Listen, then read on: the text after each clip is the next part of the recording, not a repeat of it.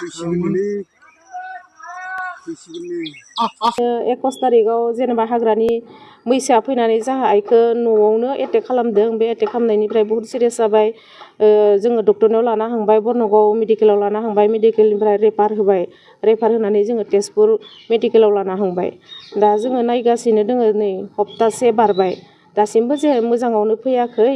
जों मा खालामबावगोन, थाखा फैसा जोंहा बहुत थांबाय। हाग्रा बिफाननिखौ जों बुंनायमोन, जेनेबा बेसेबां हायो जेनेबा बिसोरखौ माबा खालामनायमोन। दायो बिसोरो बिल होजोबखांनायनि उनावसो बिसोरो नायगोननो, आखायाव लागोननो। थ' बेबायदि बेमारिखौ गारसोनानै दोननो हायाना, थाखा फैसा बहुत अभाब दोङो दायो।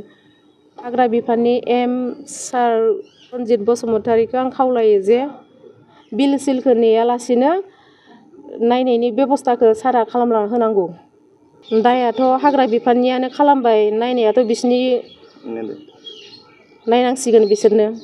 सरकाराबो जेबो बेब'स्था लायैखाय आङो रायजो राजानिफ्रायबो अनसुंथाइ लुगैदोंमोन, आंनि जे आइखौ नायनो थाखाय, जे मोजां देहायाव फैफिननो थाखाय।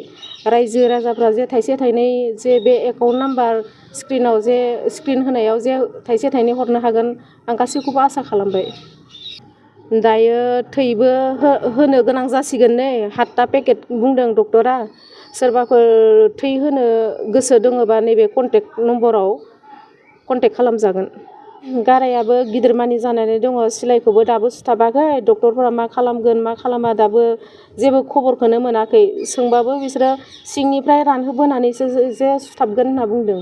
बेमारियाबो जानो लोंनोबो हाया, जखांनोबो हाया, थै गनानै दुरबल जाजोब्बाय मानसियानो। दायथ'आ हाग्रा बिफाननिनो दायथ'मोन। बेबायदि जिब जुनारा मानो फैनानै बेबायदि खालामफैनो मोनखो?